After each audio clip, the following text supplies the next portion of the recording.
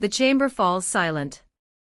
All eyes shift as Pierre Poilievre rises, voice sharp, words cutting through the air. His message is simple, yet charged. Canada needs tougher laws, tougher enforcement, laws modeled after the United States.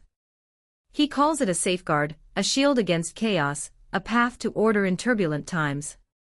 The opposition leader frames it as urgency. Canada, he argues, is drifting too softly, bound by outdated norms, tied down by layers of bureaucracy. His vision is stark and uncompromising, a legal system that strikes harder, reaches further, and grants government the tools to wield power without hesitation. In his rhetoric, it's about protection. But in reality, it's about something deeper, reshaping Canadian law itself into a reflection of America's more aggressive framework. But then comes the pushback. Prime Minister Mark Carney rises, not hurried, not rattled, but calm and deliberate.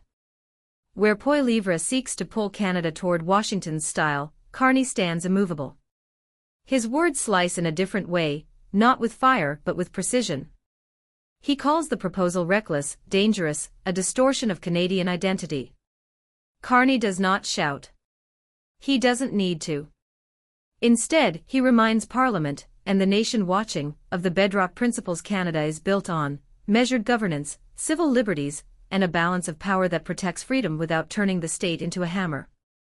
His message lands hard: Canada is not America. And it never will be. The clash between them is more than a debate over one law. It is a collision of visions. One rooted in the promise of strength through control, and the other anchored in restraint and principle. The tension is electric. Poilievre pushes hard, demanding answers, pressing for justification. Why shouldn't Canada adopt the laws that, in his eyes, make America strong? Why hesitate when citizens are demanding change? Before moving forward, hit subscribe button, because this story is only getting started. Carney answers not with fear but with conviction. He warns of the dangers of expanding government power without boundaries, of copying systems born from a different culture, a different constitution, a different history. He refuses to let Parliament trade liberty for the illusion of safety. This is no small fight. This is not an isolated argument over legal codes. It is about Canada's future identity, its sovereignty, its place in a world where pressure from allies and from adversaries is relentless. The very idea of a US-style law carries weight far heavier than Poilievre admits. It's not just about enforcement. It's about surrendering a piece of what makes Canada unique. The stakes ripple beyond Parliament Hill. Supporters of Poilievre cheer him on, seeing in his call a promise of action, decisiveness, and strength. But Carney's allies see something else: an attempt to drag Canada into a system where power often overshadows liberty, where laws can be bent to serve politics rather than protect citizens. And so, the chamber watches as the two men trade words like weapons. Poilievre sharp, relentless, leaning into populist energy. Carney deliberate, firm, guarding not just a law but a principle.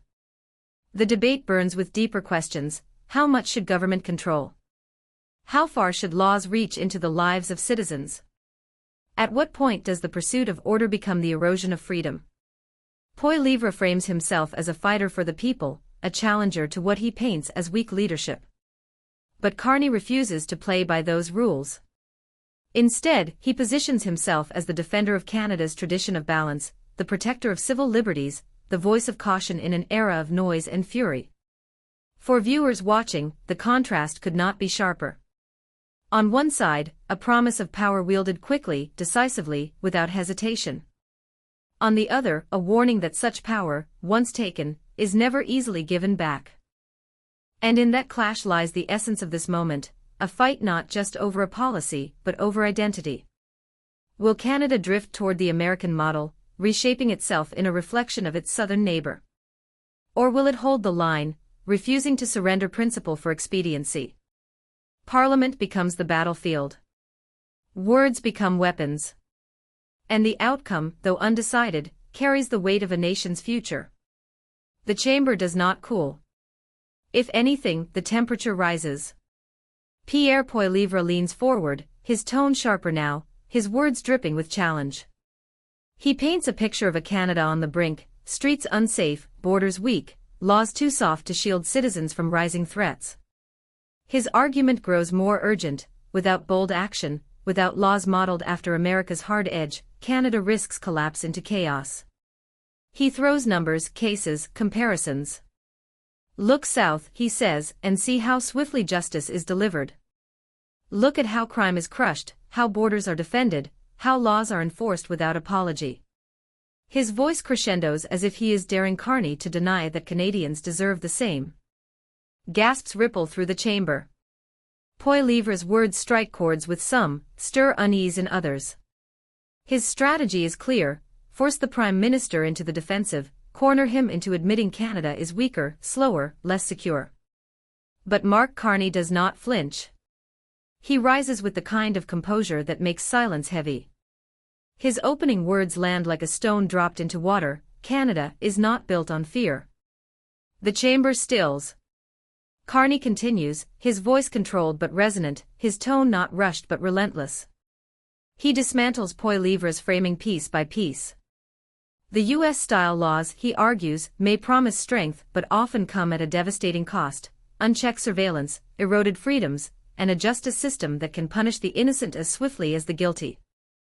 He speaks not in abstractions but in warnings. What you are asking for, Carney says, is not protection. It is permission for the state to step further into the lives of every Canadian. It is the slow, quiet trade of liberty for the illusion of control. The words hit. They echo across the chamber, reminding every listener that laws are not just tools, they are weapons, and once forged, they rarely go unused. Poilievre fires back, his face set in determination. He accuses Carney of weakness, of hiding behind ideals while citizens pay the price. He insists that Canadians want action, not lectures, laws with teeth, not warnings about freedom. His voice is fire, his message designed for headlines. Carney cares more about theory than safety. But Carney parries the attack with cold precision. Leadership, he says, is not about copying another nation's fear. Leadership is about knowing who we are and refusing to bend simply because others shout louder. The chamber is transfixed. This is no longer a debate, it is a duel, a test of who can hold the floor, who can claim the mantle of strength. Carney raises the stakes further. He reminds Parliament that Canada's identity has always been defined not by imitation but by independence. We are not America's shadow, he declares. We are Canada. And we will not trade our principles to mimic laws that strip freedom in the name of strength. His words reverberate. Even some of Poilievre's own allies shift in their seats. The cameras pan to faces across the chamber, some grim, some energized, all locked in the drama unfolding before them. Poilievre, unwilling to yield, escalates. His rhetoric sharpens into accusation. He calls Carney elitist, detached, more concerned with lofty ideals than the struggles of ordinary Canadians. He insists that the people want toughness, clarity, and laws that bite.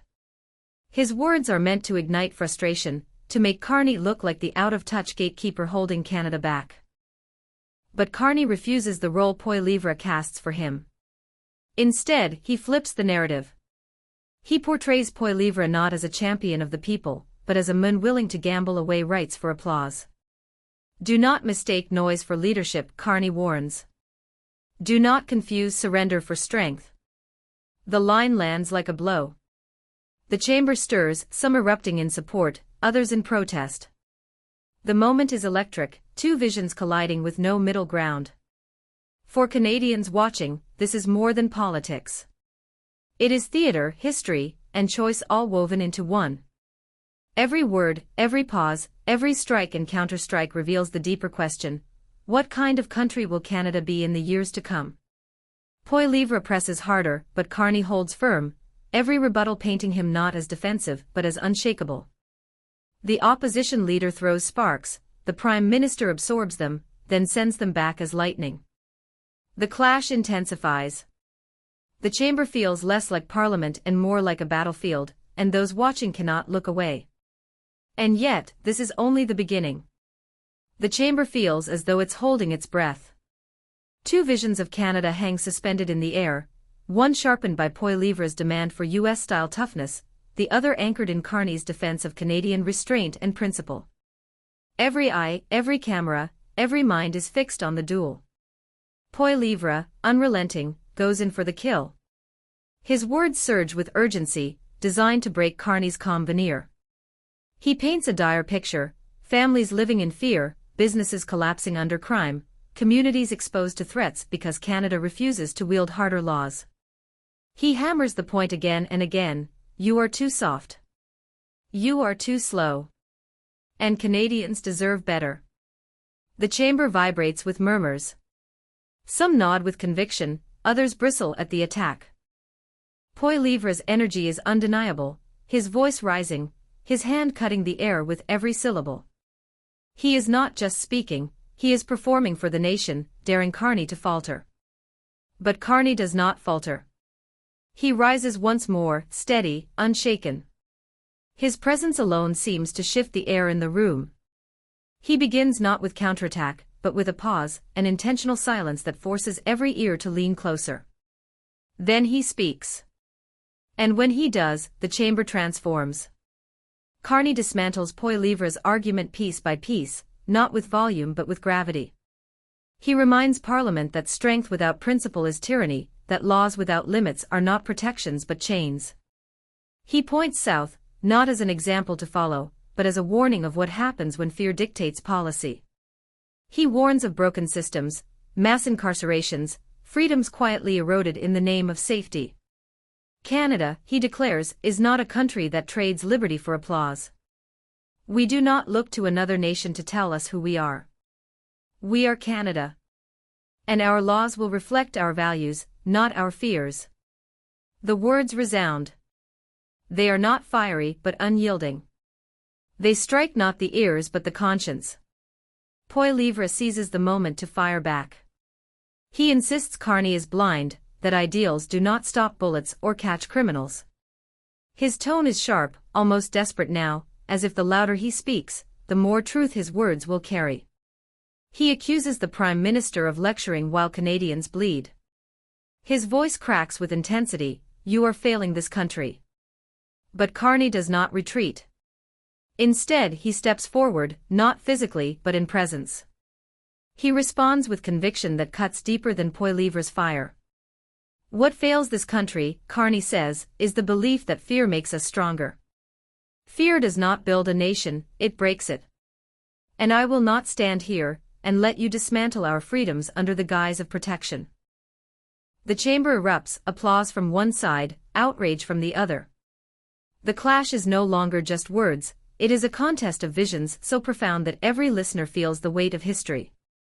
Carney continues, driving the point home. He frames Poilievre's push as reckless, dangerous, a gamble with Canada's very identity.